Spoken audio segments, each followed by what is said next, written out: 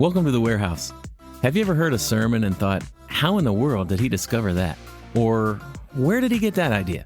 Every week at Cornerstone Church, two teams dig into the biblical text that'll be taught during our weekend services. We spend hours talking about the text, the context, the culture of the time, you name it. But you can't stuff all that into a 30-minute message. That's where we come in. We're going to show you the stuff in the warehouse that didn't make it to the stage. Hey, what's happening, warehousers? Is that what we call them?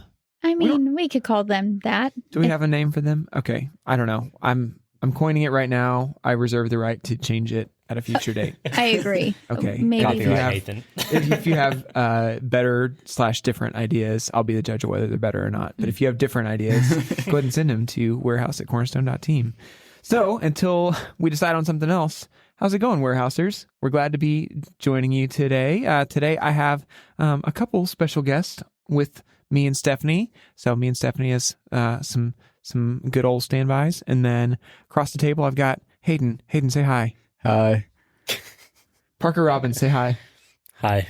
Good. Who said the better hi?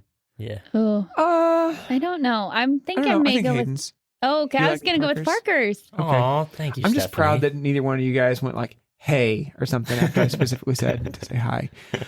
Okay, so we've got... What? I would have said hey. You would have. Yeah. You would have. Just a rebel over there. Yeah, Jay is out for the day, so it's going to be us talking about this. We just finished up Thanksgiving, so I want to hear, like, it's a pretty divisive topic. I know it is, and so there might be some fighting. We might not even get to the text today because we got to hash this out, guys. When does the Christmas tree go up? When should it go up? Hayden, go first. Okay, so I have a tradition that I started by myself. So it's flexible. Yeah. No one else is. How many years has this been going on for you? This tradition? Officially, like 2 years. Okay. But what made it official? If it's just you. Well, me and Elle did it, Okay. and so then I was like, I like this, so we're gonna keep doing this. Okay, pretty so much. last year and this year. Yeah. Okay, go on. And what is this tradition? So I put up the Christmas tree the day after Halloween. After Halloween? After Halloween, because I'm a huge Christmas guy. Whoa. And so if you put up the Christmas lights or Christmas tree before Thanksgiving and like beginning of November, but yeah, you get 2 months of Christmas. Mm-hmm. Okay. And so more Christmas, the better. And then you take like a day off for Thanksgiving. Yeah. So is it just the tree and no other decorations? No, it's Everything. Everything? So for me, I have like the whole basement to myself. And so I just decorate. I go all out for the whole basement. Wow. And then okay. And then like 2 weeks later, we do the upstairs and outside. Do you have a favorite, like, so my wife she's had like a Christmas village that she started, accumulating houses and coffee shops and stuff for whenever she was little. And so that's like one of her favorite Christmas decorations. Do you have a favorite Christmas decoration? I have two. Okay. I have a flamingo Okay. with a Christmas hat. Go on. And I have a cactus with a Christmas hat. Okay. Nice. So they're like, Both. they're your favorites because they're kind of ironic. Yeah. Because they're and not I named them traditionally. Oh, what's the flamingo's name? Bob.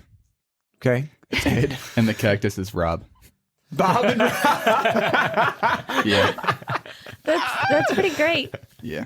I like it. They're pretty awesome. Yeah. Yeah. It's very good. I want to see a picture of this. Okay. Okay, thank you. Sure.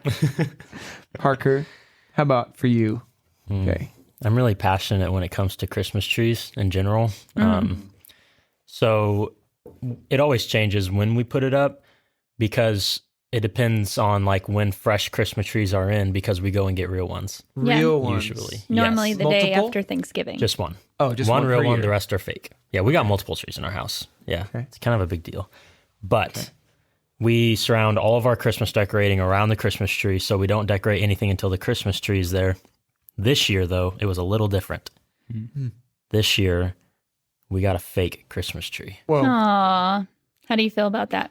I'm like sickened every time I walk in my house. Mm. You look at the tree, and you can see the little plastic stick in the center, And it's like, it just looks so lifeless and sad. That's and, a sad and there's no fig smell. tree. The smell is gone. There's no like Christmas smell anymore. You could hang some of those like Yeah. car fresheners on there if you wanted. It's not the same. That's what my mom did this year. It's not the I same. like it. But Yeah. my mom did say, you know what, Parker, if you want to go get a real Christmas tree, you can go get one. Are you gonna? Mm. I don't know. They're expensive. They are very expensive. Yeah. Yeah. Yeah. Every year my mom and dad have paid for it. So I don't know if I have to pay for it this year or not, because my dad still lives at home, but my mom actually works in Florida right now. So that makes it a little bit more difficult to Okay. make that decision. Okay. Yeah. Fair enough. So when do you put it up? Well, the fake one's up right now. So we've already kind of got started, but we haven't put anything else up yet. Okay. Yes. So ours goes up the day after Thanksgiving, so Black Friday. It started whenever I was young. We would always go cut down our tree on Black Friday and then bring it back and let it sit for a full day. And then Saturday, we would eat pizza and decorate the Christmas tree at my parents' house. So I still go there on Saturdays to do that with them still. And then now at my house, we decorate a fake Christmas tree. We stopped doing real Christmas trees like 3 years ago. And we decorate the fake tree, and we also have a Nerf gun war every Black Friday. I love that. You guys I are, do like- not participate. That's Really? my husband versus Why the kids. not? They tend to Sounds pick awesome. on me. Oh. Oh. Wow. So- That's like a common theme. Yeah, I know. It's everywhere. Home, makes me work. That makes me kind of sad.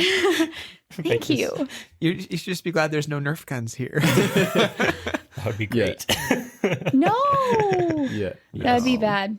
You know, that's on my bucket list to have a real Christmas tree.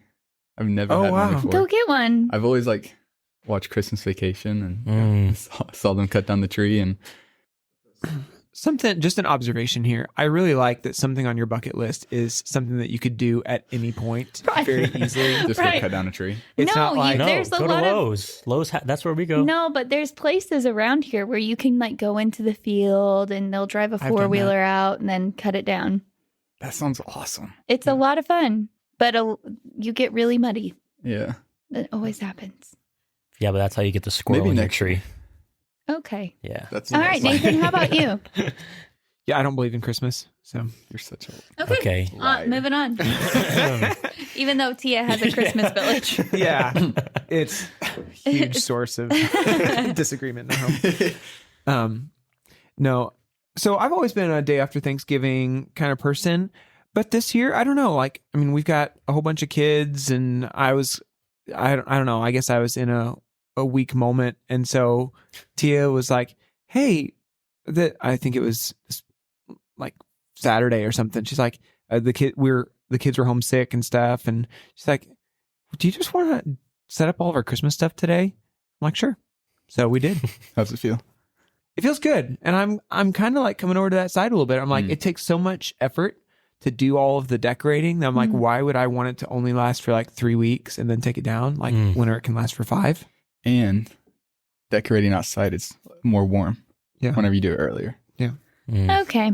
Yeah. Sounds Just great. good thoughts. Good thoughts. If you have strong opinions about it, I mean, then you're welcome to keep them to yourself. Or, better yet, send them to warehouse@cornerstone.team.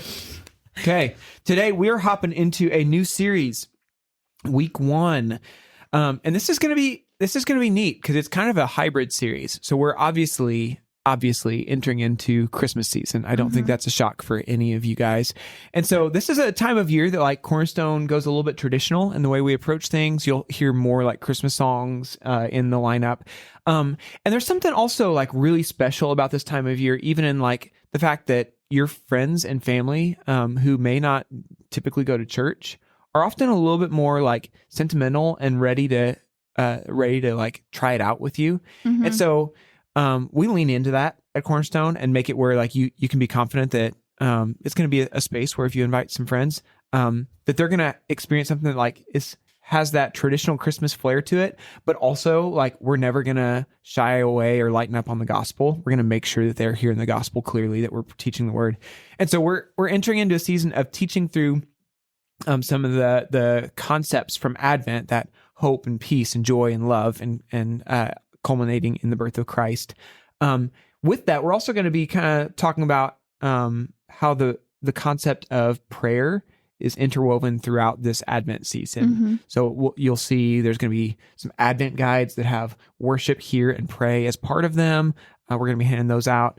You're going to see opportunities in there specifically to like focus on like some prayer topics. So I'm excited. It's going to be neat.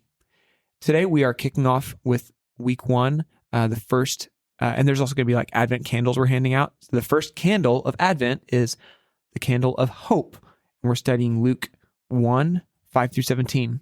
So as always, let's start with some big ideas. What was the main point of the text? What did you guys have? Mine is God remembers every promise he has made. Love it. My big idea was pray with hope, knowing that God hears your prayers. Yeah, mine was just a lot more just explaining what the text was. No flair, really. John the Baptist, filled with the Holy Spirit, was miraculously conceived. Yep. I had God sovereignly ordained the arrival of John the Baptist. So again, pretty straightforward and simple. Okay, so let's talk context for this. So we're in Luke chapter 1, 5 through 17. Stephanie, you've always got some great like starter thoughts to kick this off. Why don't you take us away with some context? Yeah, so the format, the Gospel of Luke is presented as a letter to Theophilus, so that he is an investigator. He thoroughly investigates the facts about Christ before writing. Luke is. Yes. Yeah. Sorry, Right. not Theophilus. That would make sense why you would point that out. Sweet. And then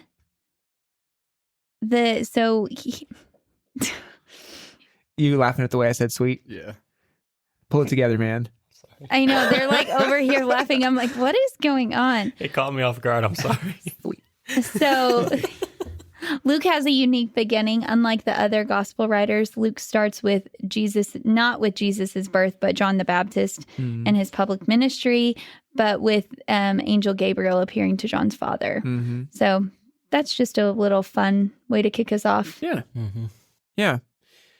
I'm trying to think of like, so Luke is functioning as an investigative journalist, basically going and gathering the details. And something that was clicking for me that was kind of unique is the fact that Luke is a Gentile writing to a Gentile audience. It would have been really easy for him to just say like, hey guys, don't worry about all the Jewish customs and stuff because we're New Testament people. So let me just pick up with Jesus and start from there. But he understood that the gospel is not just what happens in the New Testament, but it like extends through the whole story of Scripture. So he goes to great lengths to like anchor the work of Jesus in the richness of the Old Testament. So I just think that's cool. Yeah, it is. So kind of like you said a couple of weeks ago with the book of Luke, it's a companion piece to Acts. Yep. So what did you call it? A sequel? Acts is the sequel. Yeah. I thought that was good. You guys didn't really contribute a whole lot. We didn't open the door for you to contribute to this part in exegesis. Did you guys have any extra context you wanted to toss in there?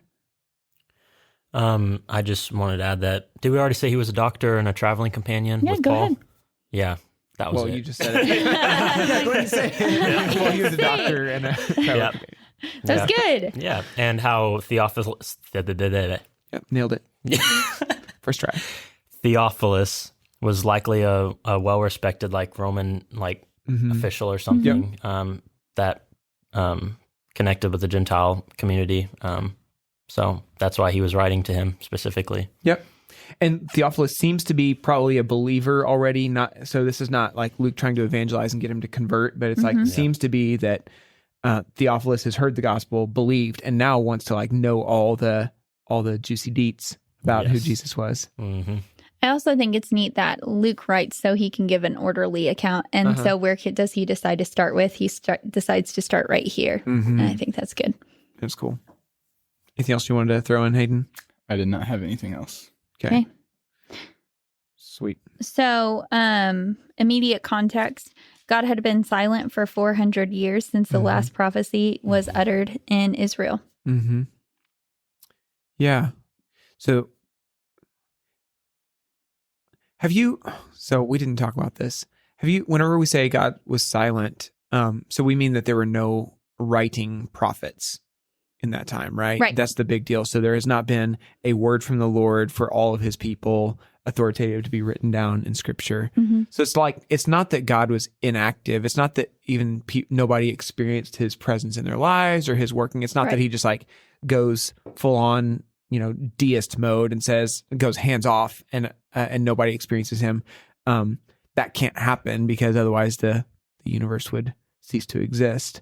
So he's still involved, still caring for his people, still accomplishing his plan, but he's not delivered a word of the Lord for his people in those 400 years. Yeah, I think that's really good for you to point out too, because I think when reading commentaries or listening to sermons, people can assume that's what is being said here. So, Yeah. good job. That also shows the weight of what's about to happen with Zechariah going into the temple, probably expecting it to not be active very much, and then all of this stuff happening that we're going to be reading about. So, Yeah. yeah. Because you have the second temple. So the first temple was destroyed. We're now in the second temple period. And the second temple, Herod finishes it up and everything. And, but like the second temple, like never had the glory of the Lord fall upon it. So as far as like the presence manifest in the midst of his people, like it never happened with the second temple. So that's kind of wild. We were talking earlier about like 400 years of silence. And it's like, man, so the U.S. has been around less than 250 years, right? And so, like, imagine being God's people, the people of Israel, having like walked in, like even whenever they're doing terrible things throughout the book of Judges or something like that, they always have like each generation, there's a prophet that's speaking and telling them that they're doing bad stuff, they're then calling them back, and then they have a deliverer, and then they fall away into sin. It's like still God is involved, even though it's in a disciplinary kind of way. And then now to have had just a season of like him not speaking to them, like that creates a tremendous vacuum. Yeah. So it's just kind of wild for 400 years. Dang. Okay, so then we're hopping into Luke 1. I'll go ahead and read 5-7 to kick us off. In the days of Herod, king of Judea, there was a priest named Zechariah of the division of Abijah, and he had a wife from the daughters of Aaron, and her name was Elizabeth.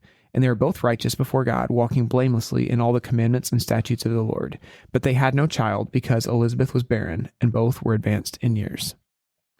So in verse 5, it's starting a time marker by saying Herod, in the days of Herod, the king of Judea, he was ruled over that for 33 years, from 37 to 4 BC. So Luke is placing John's birth during the oppressive reign of King Herod in Judea. So he was a non-Jewish puppet and under the Roman Empire. Despite some of his grand gestures and his achievements, including rebuilding the Jewish temple, he also did build like pagan places of worship. To eliminate any threats to his power. So this was a very challenging time for Israel. Yeah. So like a people pleaser, but then also like, I mean, was he the one that they said it was better to be Herod's pig than his son? Yes.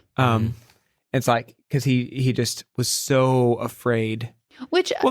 So with that though, then would he have been non-Jewish? Because the reason that is because I thought was so he wouldn't slaughter the pig. Ooh. I think they wouldn't eat it. So we're going off of some memory right now. Yes. Forgive us. If I remember correctly, like he was, he had like some kind of Jewish heritage and stuff, but was not like it would be one of those like, his mom like right. kind of was, but he was not really. But he was enough that like he could stand in as a figurehead. Okay, that's my understanding. Like not fully. We might have to come back and correct ourselves in the future because we're shooting from the hip a little bit. Yeah. Don't need to go down this excursion. Well, maybe. Maybe. Yeah. One of you guys start Googling it. Okay, what else? What else? 5-7. So what stood out to you guys? Something that you guys were talking about during exegesis was the walking, Elizabeth and Zechariah walking blamelessly. And we're both righteous before God. I said that backwards. That's cool. But okay. How righteous, I can't remember exactly how you said it, but how righteous wasn't objective or something, or So righteous. So I was just looking up like the lexicon definitions of righteous and blamelessly and the way that they're usually used. And righteous has more to do. It has like a relational connotation. So to be in right relationship with somebody. Whereas blamelessly has a little bit more of an objective, like faultless. I've done nothing wrong. yes. So righteous being right relationship, blameless being I haven't done anything wrong. Yeah, So- because if you read that without all that context, it's like, oh man, these guys were perfect. Yeah, you without know? sin. Yeah, and- without sin. But then if you read a little bit past, this section that we're reading, Zechariah, his first instinct was to doubt the angel. Yeah. So I just thought that was interesting. Kind of diving into that a little bit more. Yeah. Yeah. And so then you get into like, okay, so then why is the author presenting the story in this way, right? And so you see they're both righteous before God, walking blamelessly in all the commandments and statutes of the Lord. He's not trying to say, hey guys, these are perfect people. These are sinless. Right. Because obviously like Jesus is the only one who's never sinned, who is perfectly righteous. But we can tell what he's trying to set up by the next phrase. It says, but they had no child because Elizabeth was barren and both were advanced in years. So we can see his main point is showing that these were two people who loved the Lord and were like chasing after him with all their heart. But they had no child, and it's not their fault. It's not because they had sinned or done something wrong that Elizabeth was barren. And we see that being a common assumption, like whenever you have like the disciples coming across the man born blind, and they say, Jesus, who sinned, this man or his parents? And he's like, neither, but this is so that the glory of God could be shown. And so we have a similar situation here. Yeah. Yeah, I think it's just important to note that Zechariah was one of 18,000 priests. Yeah, that's something. Go ahead. No, I was just going to share some information about it. Please do. So, the priest named Zechariah in verse 5. So, the tribe of Levi provided temple priests organized in 24 division. Abijah. So I have a nephew whose name is Abisai. So every time I say this, I try to combine it with that. So that's why I can't say it. So Abijah division was the 8th in order, and we see that in 1 Chronicles 24:10. And there was said to be anywhere between 18 to 20,000 priests in the time of Jesus. So, but I've found more consistently the 18,000. And just a cool little nugget. This is where my big idea came from. But Zechariah's name means God has remembered again. And so throughout redemptive history, God consistently remembers every promise he has made. Yeah, I was kind of blown away by the large number of priests. I don't know, for whatever reason, I thought that there's 4 or 5. They take a shift, and if one of them gets sick or whatever, but like, that's kind of the way I thought of it. And that's not the way it worked. And we'll get into that more in verse 8. But it's interesting. Yeah. You were talking about with the last verse, so in exegesis, but with Malachi. I know we'll get into that a little bit, but just that. Yeah, I think let's. Because like immediate context. Okay, yeah. So I guess we were talking some about whenever we talk about 400 silent years, we were talking about like, okay, what was the finish of that? Because at the end of our Old Testament, we have the book of Malachi, but they did not like, the way they grouped it was not exactly the same. And it started to be changed up some, like whenever they formed the Septuagint. But anyway, I'm still doing some more research, putting all that stuff together. You have another instance where, I think Jesus talks about like, hey, from the blood of righteous Abel all the way to Zechariah, you've always killed the prophets. Was that Jesus who said? I think it was. Anyway, and it's like, that's an example of Zechariah is the last prophet mentioned in Chronicles, the last of their historical books. So it's like that kind of ties to that. So anyway, we're just having some discussion of the fact that like, in one sense, we look at the end of Malachi and we just flip the page and then we are in Matthew. It's like there's some really cool ties there. And like that's not necessarily the way they would have thought about it. Yeah. we'll get into that more. I was kind of thinking about why they would have done it that way. I feel like for the people who have most recently like arranged scripture, they would want to make it as seamless of a change as possible. Just because I feel like the way that we read stuff and the way that we work is we're very bullet point, very this thing leads to this thing leads to this thing, so kind of arranging that in a way where it's like, oh, here's Malachi talking about Elijah and preparing the way for someone in the wilderness, and then you start with John the Baptist was preparing the way for someone in the wilderness. It's like that makes sense to me, I guess. Yeah. Anything else? 5 through 7? Not for me. Nada. Nope. Okay. Let's hit.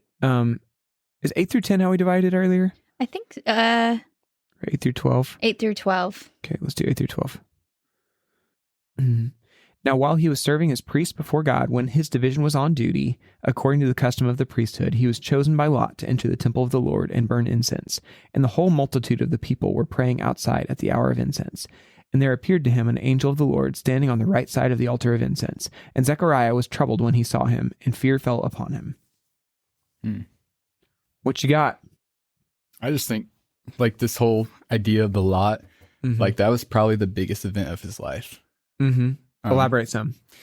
Yeah. So what was the lot?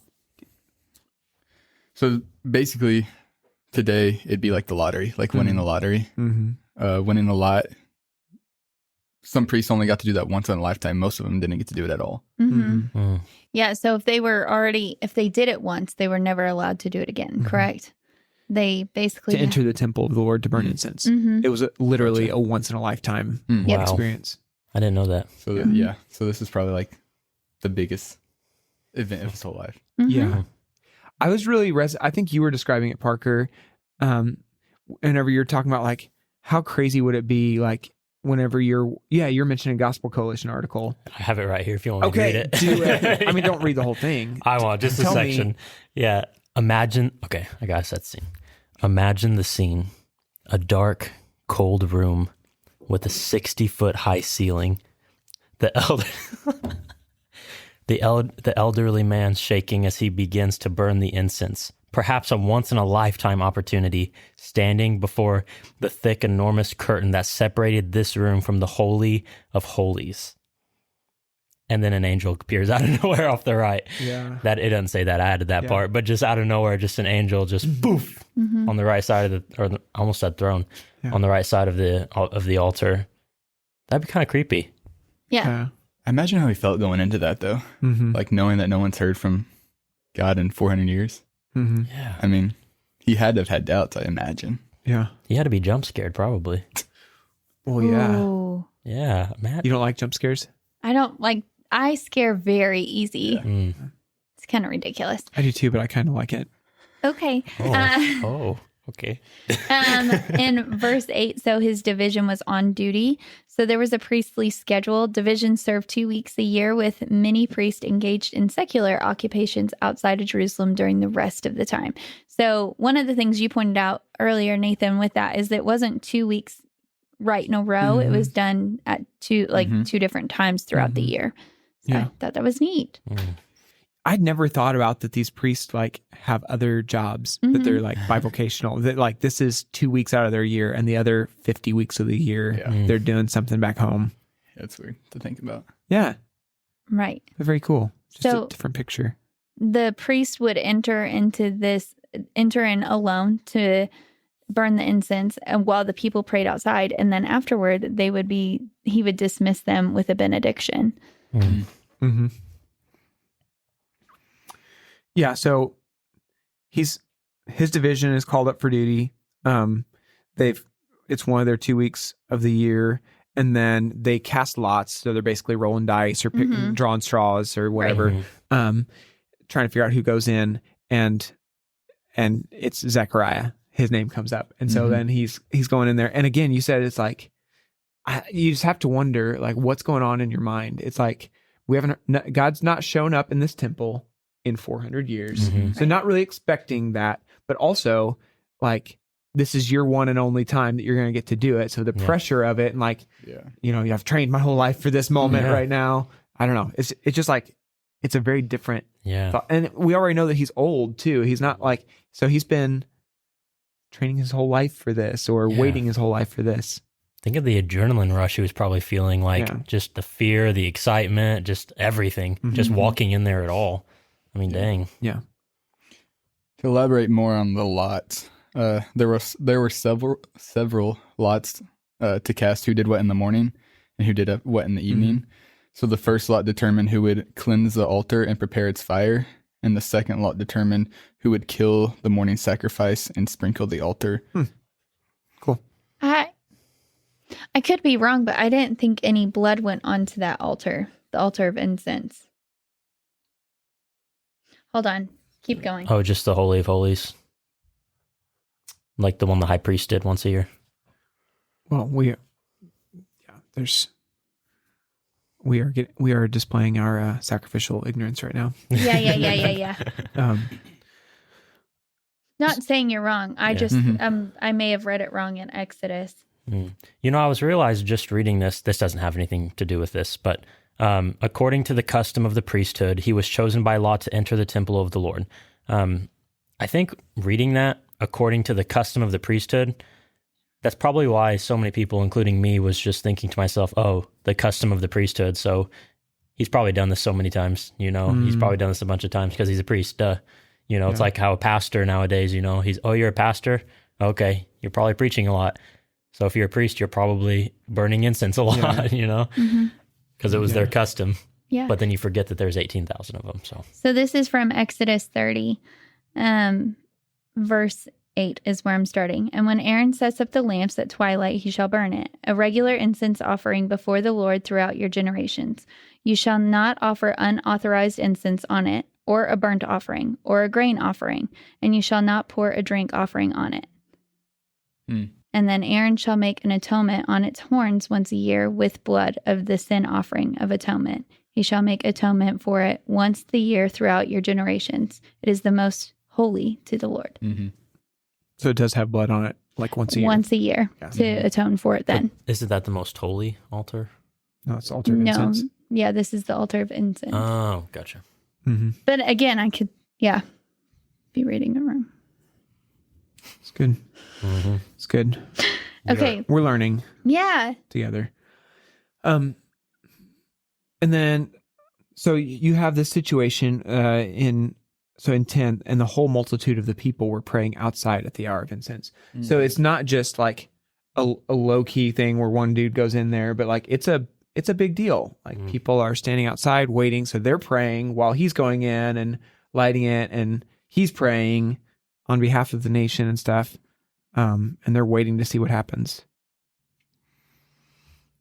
What happens? Angel appears.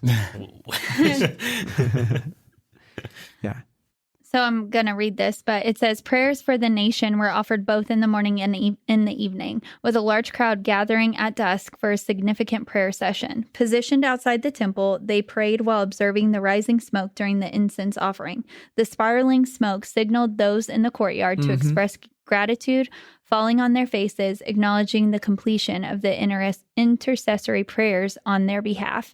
And just thinking about Jesus and how he does that for us, like how he prays for us, for us. And then also in Revelation, you see the prayers and the incense going up to the Lord, thinking of those things. And then we are not Catholic, but the Catholics, the way they do it when they're deciding a pope is they'll have everybody standing outside. And then if they haven't they haven't decided who the pope is, they'll throw in this thing to make it be black smoke.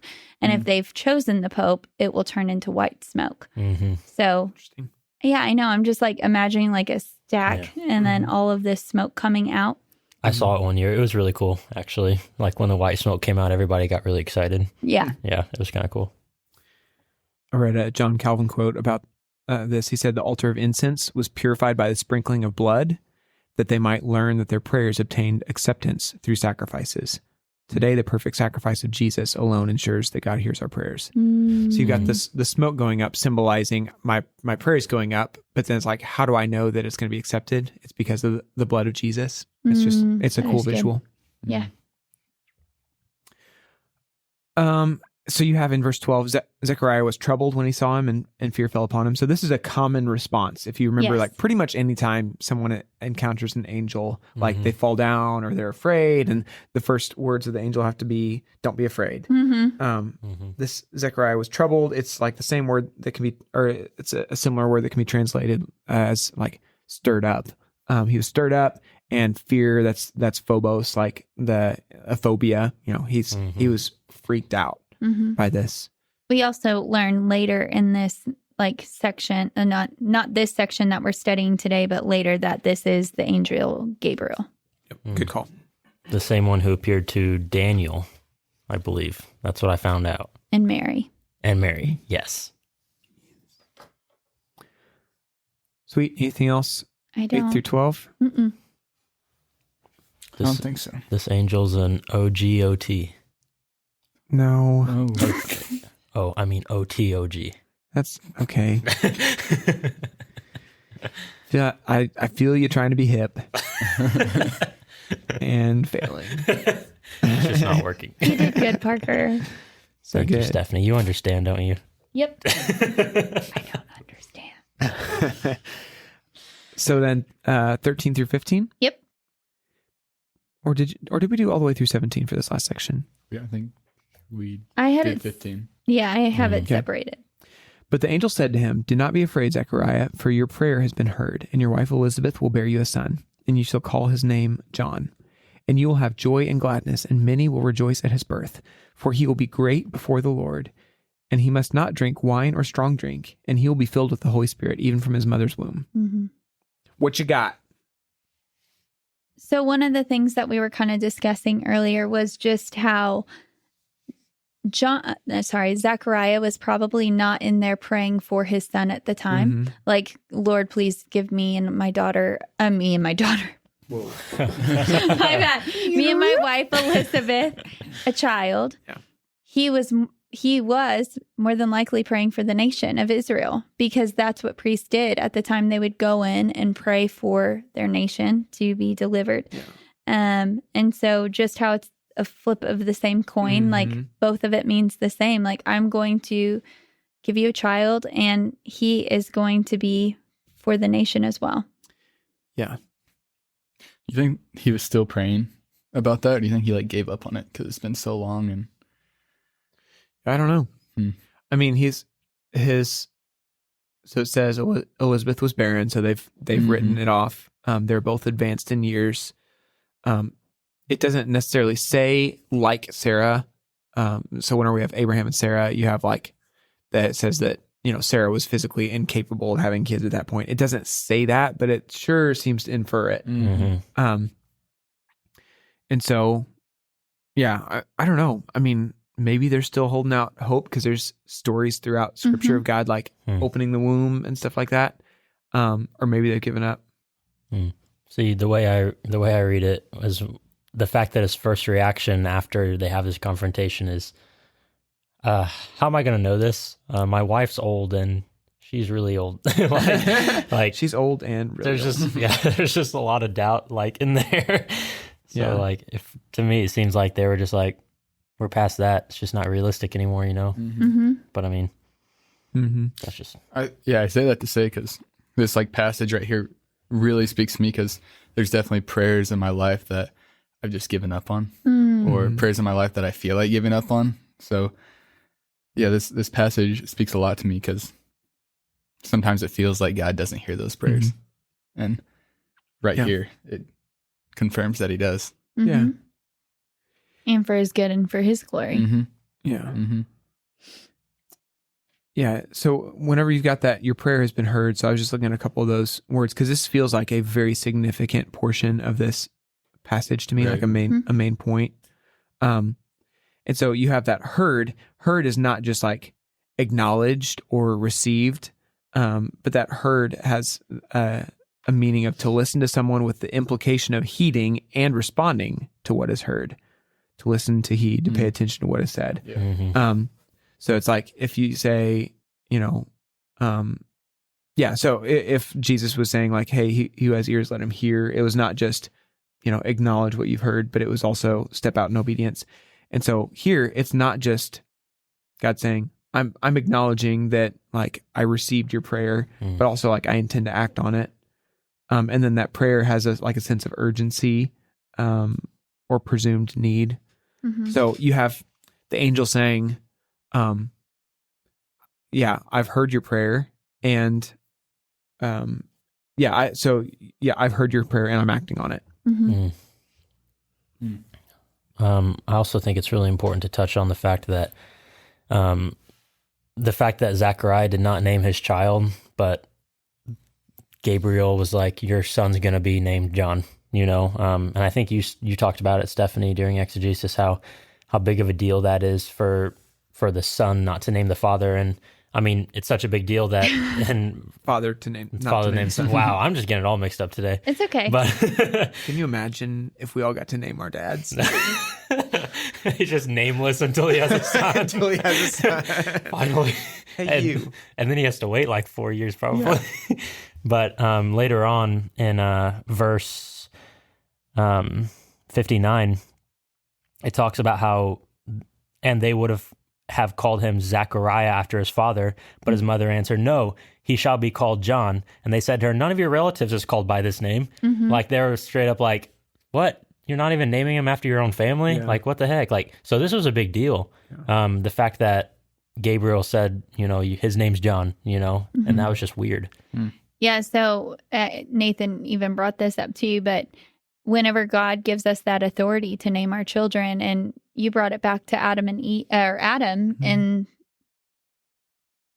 what is that called? Yeah, it was Eden. it was a sign of dominion. Yes. So like mm-hmm. God, as he's given him dominion over creation, says, here, name the animals. Right. And it's a part of assigning authority to mm-hmm. us. So whenever God is taking that authority, he's saying like, this child I have set apart, this child will be sanctified and consecrated for mm-hmm. a special task that I have called him to perform. Mm-hmm. So if we look back in the Old Testament, like who all did God name? Like mm-hmm. Isaac, and I mean, he changed all of their names there for a hot second, like mm-hmm. Abram to Abraham. God was in a mood of... and you're going to be called this. No, but it's just really neat. Like you see Samuel and the great things that he did for the Lord. And so, it's neat, right? You have this at the end. So you have a portion of like, so he's not going to drink strong wine, or not drink wine or strong drink, be filled with the Holy Spirit, even from his mother's womb, like even from conception, filled with the Holy Spirit. That's a big deal. Seeing mm-hmm. activity of the Holy Spirit. Mm-hmm. Luke emphasizes activity of the Holy Spirit throughout his gospel and the book of Acts. And this drink wine or not drink wine or strong drink. It sounds at first kind of like the Nazirite mm-hmm. vow that Samson had to take and stuff, but like it doesn't include the other aspects of that, of like not cutting his hair and everything. Not to touch a dead body. Right. Yeah. So it seems to be mostly about his remaining alert and like mm-hmm. having a focus on the urgency of the message. So they liked their wine back then. They loved it. Okay. Just think about that though for John, like at all these parties and stuff and like the wedding parties, like, I mean, they drank wine like water, didn't they? I'm pretty sure. I'm not sure John got invited to a lot of parties. Like the smell. The eating of locusts. The bug eater. He's like, hey, do you mind if I bring my own food? Hey, you guys got any locusts? Yeah. Feeling a little hungry. 16 and 17?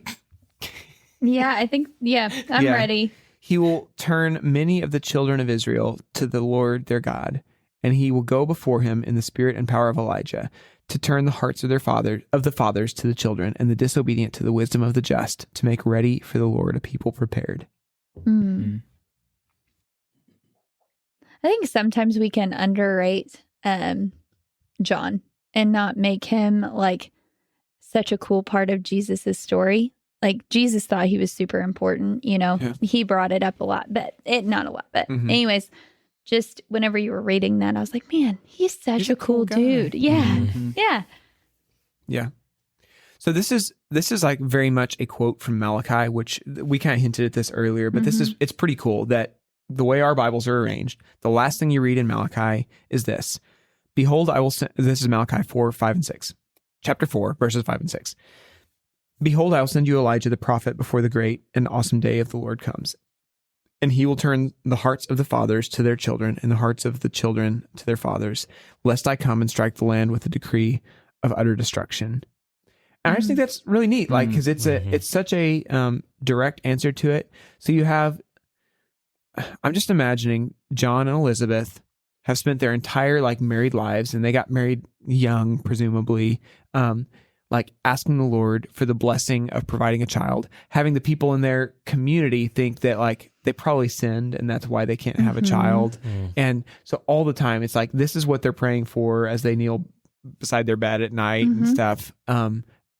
Many tears shed, asking the Lord for it. He goes in to pray to God about the nation, and God says, "I've heard your prayer, and I'm going to give you a son." It's like not even what he was probably immediately asking for right then, but God's saying, "I've heard this persistent cry of your heart over years and years, and I'm answering it. And also, this is also an answer to the thing that you were actually asking me about right now, which is to deliver the nation." Wow. I think that's powerful. You meant Zechariah. What did I say, John? You said John again. I said John earlier too. Dang, you just pulled a Parker. Oh, I'm glad this is called a Parker and not a Stephanie anymore. yeah. Wait. You said it. Oh. So, it is kind of interesting. So there's some speculation on like to what degree was John fulfilling the Malachi prophecy? Because like right now it seems like a really obvious like, yeah, he was the Elijah that that Malachi was talking about. Yeah, that seems to be what Luke's setting us up for here. But then also like later on in John's ministry, he was asked if he was Elijah, and he said, "No, I'm not." Whenever Jesus talks about him, he introduces him as like basically, you know, the having the spirit and power of Elijah. But then also after John's already dead in the Mount of Transfiguration, like Jesus says, "Oh, and Elijah's going to come and like he's going to restore all things." So there seems to be kind of an expectation of like that there was a fulfillment in John the Baptist, but then maybe also like a future fulfillment or a cyclical fulfillment of that prophecy, that it wasn't just, you know, pointing forward to one person. Yeah, why don't you explain what that means? Yeah, so sometimes whenever we think of prophecy, we think of like that it has to have one point of reference that's referring to one thing. But sometimes the prophecies had like an immediate fulfillment and a future fulfillment, or like even something that would be like true in different ages. Like as we were reflecting, I was spitballing a little bit. It's like, so Prophet Elijah, he was one of the most well-known, like outspoken prophets that consistently called Israel back to covenant faithfulness to God. Whenever, like during the time of Ahab and Jezebel, he was like, Ahab called him like Israel's troublemaker, because anytime Elijah showed up, you knew that he was going to be calling out sin and making them feel bad for the way that they were living and calling them back to. So he was the guy that called down fire on Mount Carmel.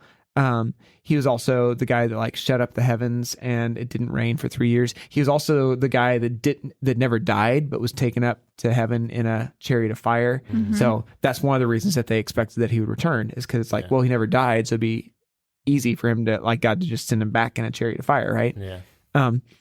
But it's like, if John was not the only fulfillment of that prophecy, you could have it either pointing forward to a time at, you know, like at the end of time, that there's going to be the return of literal Elijah or an Elijah-like figure.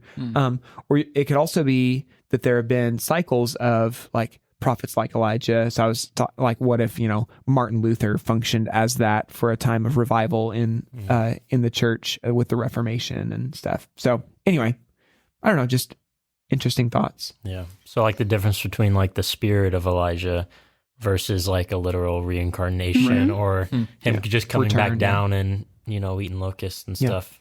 Yep. Yeah, I know you talked about this earlier, but the difference between spirit and power. Can you talk about that more? Yeah, and I didn't do a whole lot of like checking into the like these particular words, but like it seems to be referring to how effective his ministry was going to be. Yeah. So he's in line with walking in the Spirit, in line with having the same kind of ministry of calling people back to covenant faithfulness to the God of Israel, encouraging them to repent, and then for John to be baptized. And then also we see like an amount of effectiveness. So it's the power is not that he's going to do all the same miracles that Elijah did, because we don't really have, I don't think we have reference to John doing miracles. I could be wrong. I don't think so. But he did have a very effective ministry that like he was effective in doing the thing that God called him to do, that as he issued a call to repentance, people came, they sensed the power of the Lord with him, and they repented of their sins and were baptized. Yeah. It's good. Hey, What else? I have nothing else unless if you guys do. That was it for me. Just the excited to hear part. Yep. Okay, so what are you guys excited to hear about this passage? What stood out to you or rose to the top? So my part of this that I took away from this is just how sometimes people can assume that God doesn't hear us or isn't listening to us because our prayers aren't being answered in the way that we think it should be. That's good. And so just how Zechariah and Elizabeth prayed for this for years, and then the way that God fulfilled it is better and greater than they could have ever imagined. And if we trust in the Lord and trust that he's going to do what is best for us, like, and for his fulfillment, then we're good. That's good. Yeah, mine kind of like what I said earlier. Like, there's prayers in my life that I just want to give up on, that I have given up on. And to just hear this story of God fulfilling their prayers. And that's not to say that God's going to fulfill every one of my prayers that he hasn't answered yet, because I know that if it's in his will, he'll have it done in his timing.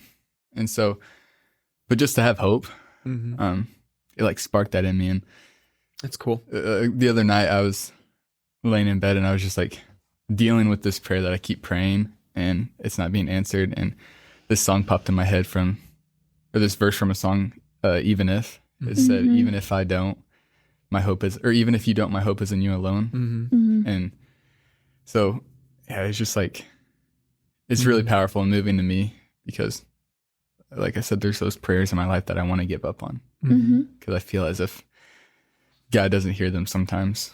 So yeah, this is really powerful for me, and I think it'll be really powerful for a lot of people there on Sunday and Friday. Yeah, I just think about like in prayer, like one of the like mind-boggling truths that I like anytime I say it, I check myself because it's like it feels almost too good. It's like God answers every prayer, and he either answers it with what you ask for or something better. Right. Yes. It's like that's just it's never less than. It's we can never imagine something better than what God is going to give us. And that's just like mind-blowing to me. Yeah. That was actually mine because God, he doesn't always answer on our time. So like Zechariah and Elizabeth probably prayed this their whole lives, like you said, weeping about it, and they probably might have just given up on it. But then when he did answer, it was just so beyond what they could have ever imagined. Yeah. And it's just like, man, there's so many examples of that in my own life just already, and it's so encouraging, it really is. That's awesome. Yeah, I think for me, just seeing the way that God, simultaneously answers their, long requested desire to have a son, while simultaneously doing, like, letting him have an incredibly significant role in salvation history. Like, I think it's just cool. It's like so much bigger than what they asked for. Like I'm thinking about like my son Silas, and he's a gift from God to me. It's like, I want him to have an impact. It's something we all want for we all want for our kids and stuff. It's like, dang, not only did they get a son, but one who's going to be the forerunner, the one who prepared the way for Jesus. Pretty awesome. Dang. God is so good. Yes, he is. Well, cool. Thanks for joining us today on our first week talking about this thread of prayer in Advent. Yeah, I'm like, pray, Advent, hope. Yeah, Advent, pray, hope. Yeah. And if you've been in a spot of feeling like hopeless, I just want to encourage you, like, to not give up and to trust that God is like, he hears your prayers and he answers every single one of them, either with what you ask or with something better. And so, like, keep it up. He loves persistence. He loves whenever we keep asking him, and he does hear and answer. And so that's what I'm excited about. We hold out hope, and not just like optimistic, wishful thinking, but like a firmly held belief that God does answer prayer. So thank you for joining us for The Warehouse. As always, if you have questions or thoughts or stories about how God's come through in your life, we love to hear those. So you can email us at warehouse@cornerstone.team. Hope you guys all have an excellent week. We'll see you soon. Warehousers out. Oh. Dang. Okay. Bye, guys.